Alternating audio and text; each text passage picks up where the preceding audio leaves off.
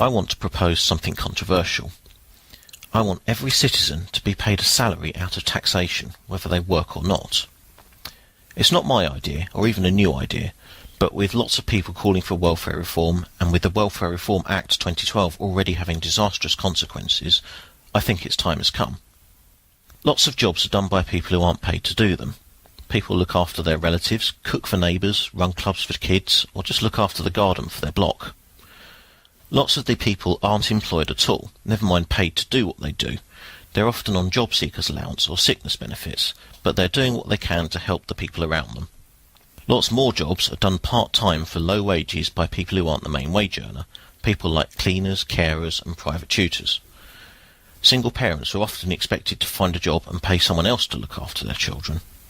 Then there are people with hobbies that not only make them happy, but also contribute to society, or have uses far beyond just their hobby. Writers, inventors, scientists, musicians, artists, they make things of great worth to everyone. When they work all hours of the day in a paid job, these things are neglected, but when they work less or not at all, they are free to pursue their own interests. My point is that there is worth in a vast number of things that are not part of work, and yet these tasks are not valued by people, and the government does not see any worth outside of a paid job. Attitudes to welfare benefits are hardening. Press and government have divided people into deserving and undeserving poor.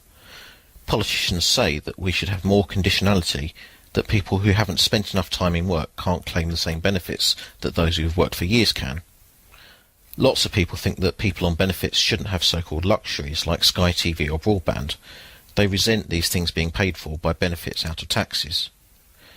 Government ministers have even raised the idea of paying benefits through payment cards that can't be used to purchase alcohol or tobacco. I think when there are so few available jobs and so many people who can't find the job or can't work anyway, it's vindictive to punish them like this. The question I want to ask, though, is why do we think everyone has to work in the first place? I believe the answer is that they don't.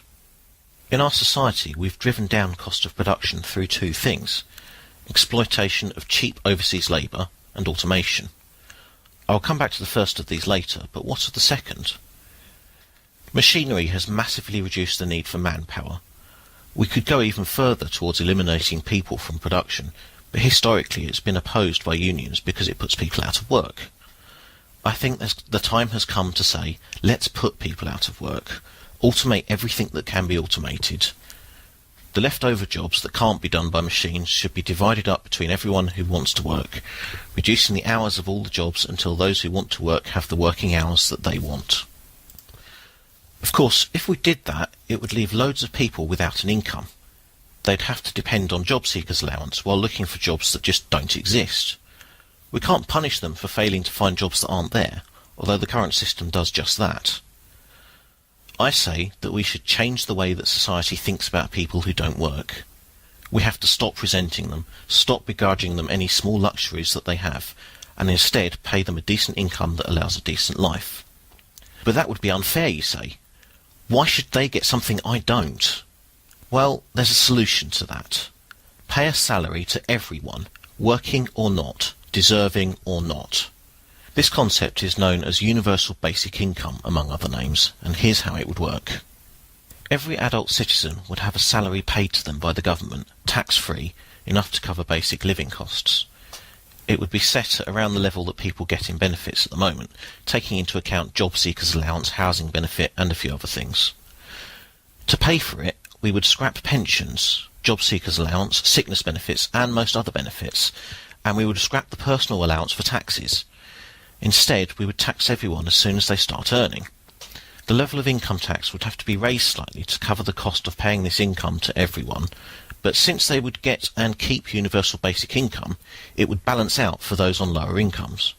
Sick and disabled people have additional expenses and a higher cost of living caused by needing to adapt things around them and inability to access some services, so they would still receive disability living allowance to provide for that, and personal care would still be funded by government too. There would be lots of benefits to introducing universal basic income. There would be no reason to means test people anymore, and means testing is expensive. There would be no reason to track people's efforts to look for work, and there would be no reason to punish anyone for not working, eliminating a huge bureaucracy required to do those things. There would be no stress and fear of losing benefits imposed on people for one reason or another cannot work. No work capability assessment, which would lead to improvements in health and quality of life for those subject to it at the moment. Of course, people will object to those choosing not to work, which is why we have to approach the idea with less judgment. Although benefit fraud is tiny and the number of people who would choose not to work is low, people like that do exist. There are people who don't want to work and there are people who are just plain unemployable. Under the current and proposed systems, they would be punished for not finding work and ultimately end up homeless or dependent on family or charity, if anyone at all. I don't think this is the action of a humane society. Would it not be better to let these people stay out of the workplace, avoid employing people who don't want to be there or wouldn't do a good job?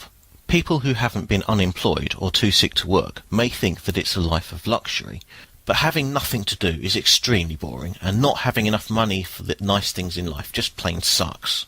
In the end, most people will find something meaningful and useful to do, or they will decide that they do want to work and then find a job and pay taxes. There are many people that want to work part-time, and lots of jobs that only require part-time. Universal basic income would let people do that, where the new universal credit would make it impossible.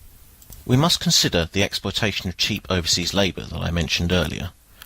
The ideal for me would be to see universal basic income implemented worldwide, but I know that's a pipe dream.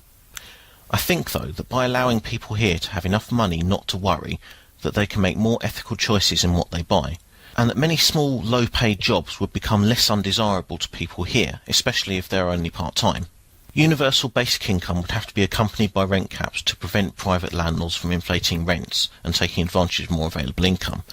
I'm sure that there will be other knock-on effects that we must consider, but we must consider the idea.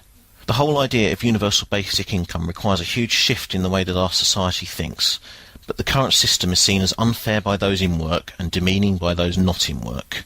There are many, many benefits of universal basic income. We can save money on means testing and administration. We can allow people to work part-time or full-time or not at all. We can allow people to pursue their hobbies and their interests. And we might see innovations and inventions that benefit all of us.